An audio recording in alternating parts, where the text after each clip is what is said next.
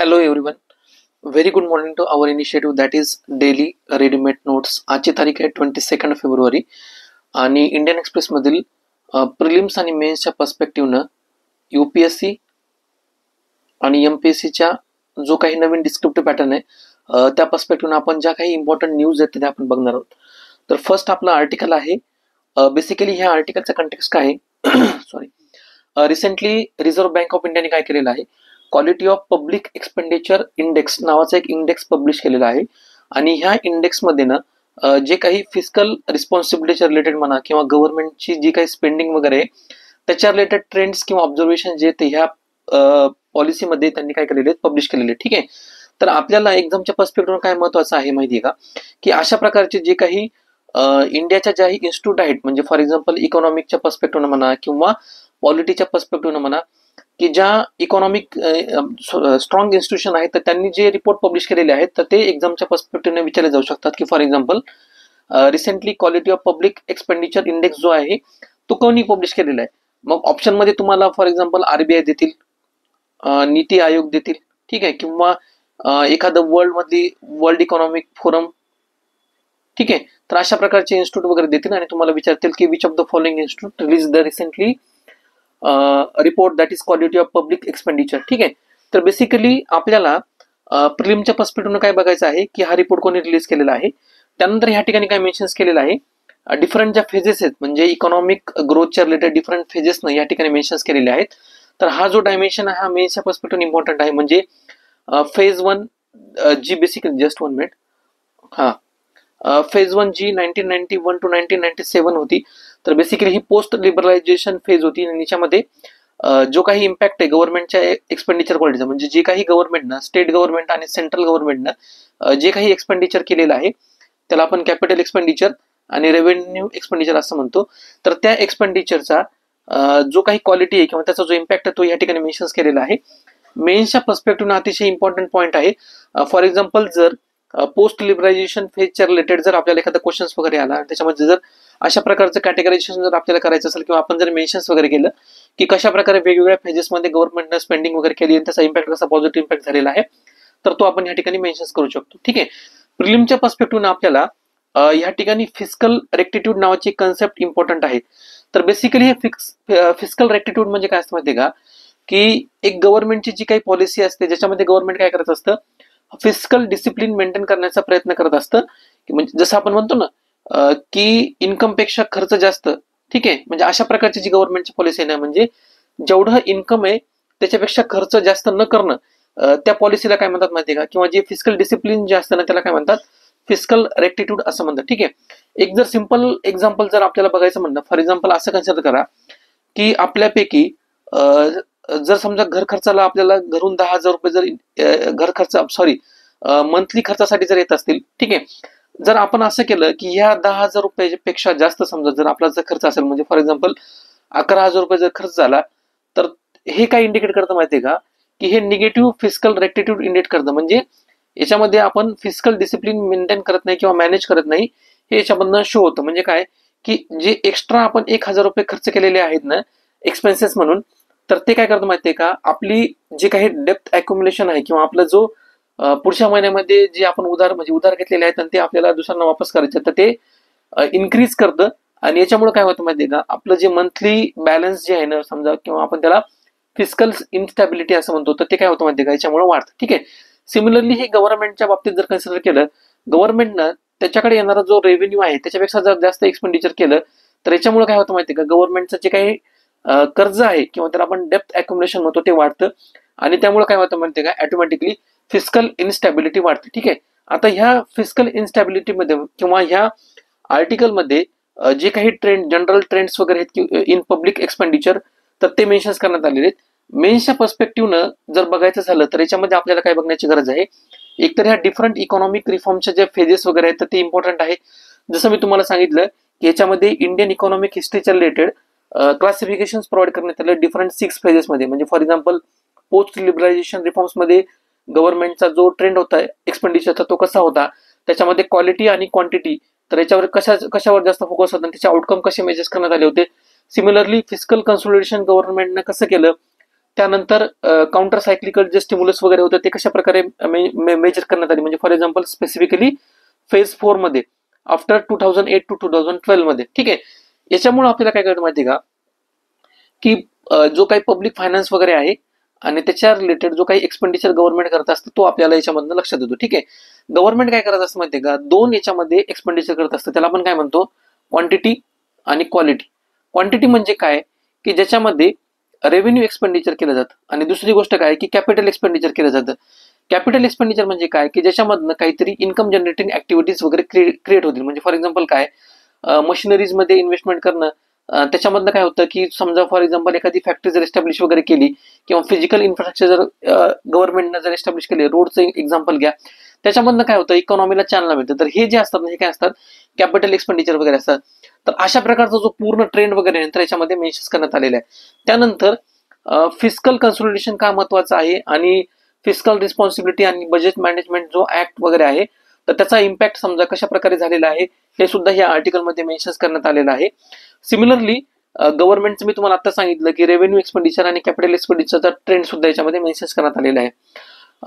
एसएच्या perspective जर आपल्याला बघितलं, ज्यावेळेस आपण इकॉनॉमिक डायमेन्शन्स एसए मध्ये मेन्शन करण्याचा प्रयत्न करतो तर त्यावेळेस तुम्हाला याच्यामधनं public expenditure along with economic growth हे कशा प्रकारे समजा मेंटेन करण्याचा प्रयत्न करतं गव्हर्नमेंट, तर तुम्ही काय करू शकता माहिती का, की या ठिकाणी जे डेटा वगैरे प्रोव्हाइड केलेला आहे तर तो त्या ठिकाणी मेन्शन करू शकता. किंवा role of fiscal policy in development सुद्धा तुम्ही काय करू शकता माहिती का, म्हणजे डेव्हलपमेंटच्या पर्स्पेक्टिव्हनं गव्हर्नमेंट कशा प्रकारे प्रायोरिटायझेशन करतं हे याच्यामधून आपल्याला कळू शकतं. त्यानंतर गव्हर्नमेंटचं जे एक्सपेंडिचर आहे, मी आताच तुम्हाला सांगितलं की क्वालिटी आणि क्वांटिटी इन गव्हर्नन्स हे कशा प्रकारे सुद्धा अचीव्ह केलं जाऊ शकतं. तर हे आपल्याला काय कळतं की या ठिकाणी जे की ऑब्झर्वेशन्स आणि ट्रेंड मेन्शन करण्यात आलेले आहेत तर त्याच्यावरून आपल्याला लक्षात येतं. ठीक आहे, प्रिलिमच्या पर्स्पेक्टिव्ह याच्यामध्ये लक्षात ठेवण्यासारखं काय आहे की बेसिकली हा जो रिपोर्ट आहे हा कोण पब्लिश करतं, आणि त्यानंतर फिस्कल रेक्टिट्यूडची कन्सेप्ट काय आहे, आणि मेन्सच्या पर्स्पेक्टिव्हने हे जे काही जनरल ऑब्झर्वेशन्स आणि ट्रेंड याच्यामध्ये मेन्शन करण्यात आलेले आहेत तर ते याच्यामध्ये इम्पॉर्टंट आहेत. आणि याच्यानंतर जे काही फ्युचर आउटलुक आणि पॉलिसी इम्प्लिकेशन्स वगैरे, म्हणजे अशा गव्हर्नमेंटच्या पॉलिसीमुळे इकॉनॉमीवर, म्हणजे फॉर एक्झाम्पल काय की हाय क्वालिटी पब्लिक एक्सपेंडिचर जर गव्हर्नमेंटने केलं तर इंडियाला कशावर फोकस करण्याची गरज आहे, एकतर काय की रेव्हेन्यू एक्सपेंडिचर जो आहे तो रिड्यूस करण्याची गरज आहे. म्हणजे फॉर एक्झाम्पल ज्या काही ऍडमिनिस्ट्रेटिव्ह एक्सपेन्सेस वगैरे आहेत, म्हणजे फॉर एक्झाम्पल सॅलरीज म्हणा, इंटरेस्ट पेमेंट किंवा सबसिडीज वगैरे, तर त्याला रॅशनलायझेशन करण्याची गरज आहे. सिमिलरली कॅपिटल एक्सपेंडिचर जे आहे ना ते एनहान्स करण्याची गरज आहे. जसं मी तुम्हाला सांगितलं की इन्फ्रास्ट्रक्चर असेल, एज्युकेशन असेल किंवा हेल्थवर जे, कारण याच्यामध्ये इन्व्हेस्ट केल्यानंतर त्याचा जो मल्टिप्लायर इफेक्ट जो आहे ना तो ऑटोमॅटिकली इकॉनॉमीला चालना देण्यासाठी प्रयत्नशील असतो. त्यानंतर जे फिस्कल डिसिप्लिन आहे तर त्याला स्ट्रेंथन करण्याची गरज आहे. आणि सिमिलरली जो फिस्कल रिस्पॉन्सिबिलिटी आणि बजेट मॅनेजमेंट जो ऍक्ट आहे ना तो मोर इफेक्टिव्हली इम्प्लिमेंट करण्याची गरज आहे, असं या आर्टिकलमध्ये सांगितलेले.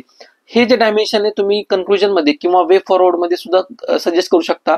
अशा प्रकारचा जर समजा पब्लिक एक्सपेंडिचर म्हणा किंवा क्वालिटी किंवा क्वांटिटीच्या एक्सपेंडिचरच्या रिलेटेड जर क्वेश्चन्स एक्झाम मध्ये विचारण्यात आलेला असेल तर. ठीक आहे, त्यानंतर नेक्स्ट आपला आर्टिकल आहे पॉवरिंग अमेरिका. तर बेसिकली या आर्टिकलचा कंटेक्स्ट काय आहे की रिसेंटली प्राईम मिनिस्टर मोदीची युएसला व्हिजिट झाली होती आणि त्याच्यानंतर जे काही बायोलॅटरल अग्रीमेंट्स वगैरे झाले होते तर त्याच्या रिलेटेड ह्या अग्रीमेंटचा ह्या आर्टिकलचा कंटेक्स्ट आहे.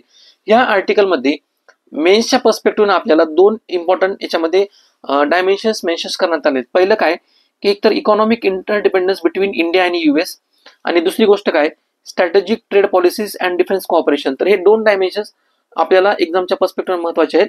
या आर्टिकलमध्ये बरेचसे अननेसेसरी डायमेन्शन्स रिपिटेटिव्हली मेन्शन करण्यात आले होते, पण दोन डायमेन्शन्स अतिशय महत्वाचे, तर तुम्ही काय करू शकता ते नोट डाऊन करू शकता. ठीक आहे, त्यानंतर म्हणजे बेसिकली ह्या आर्टिकलमध्ये काय सांगितलेलं आहे, जो ब्रेन ड्रेन आणि ब्रेन गेनचा जो इश्यू आहे ना, म्हणजे फॉर एक्झाम्पल इंडियाचा जर विचार केला की इंडियामधनं युएस मध्ये आउटवर्ड मायग्रेशन ही खूप मोठ्या प्रमाणात होत असतं, त्यालाच काय म्हणतात माहितीये का, ब्रेन ड्रेन असं म्हणतात. ठीक आहे, म्हणजे सिलिकॉन व्हॅलीमध्ये जी आपले स्किल मॅन पॉवर जी आहे ना ती ही खूप मोठ्या प्रमाणात जात असते, तर त्याला काय म्हणतात ब्रेन ड्रेन असं म्हणतात. ठीक आहे, तर ह्या आर्टिकलमध्ये सजेस्ट काय करण्यात आलेलं आहे, इंडियामधनं जो काही स्किल मॅन पॉवर युएस मध्ये मूव्ह होतोय तर तो इंडिया आणि युएस ह्या दोघांच्याही कसा बेनिफिशियल आहे तो आर्ग्युमेंट या ठिकाणी मेन्शन करण्यात आलेला आहे.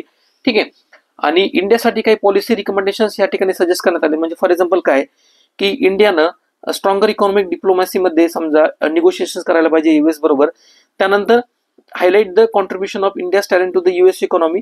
आता इथं जर एक्झाम्पल तुम्ही जर बघितलं, या ठिकाणी तेलंगणाचं स्किल मायग्रेशनचं एक्झाम्पल या ठिकाणी मेन्शन करण्यात आलेलं आहे आणि ते कशा प्रकारे युएसचं जे काही इकॉनॉमी त्याला कॉन्ट्रीब्युट करते हे सुद्धा मेन्शन करण्यात आलेले आहेत. बाकीचे सुद्धा हे एक्झाम्पल्स जे आहेत ते आन्सर रायटिंग मध्ये तुम्ही मेन्शन करू शकता. म्हणजे फॉर एक्झाम्पल काय की इंडियाचा जो काही आत्मनिर्भरचा कन्सेप्ट आहे डिफेन्स सेक्टरमध्ये, तो इंडिया आणि युएसच्या टाईजमुळे कसा स्ट्रॉंग वगैरे होतोय तर हे मेन्शन करण्यात आलेले.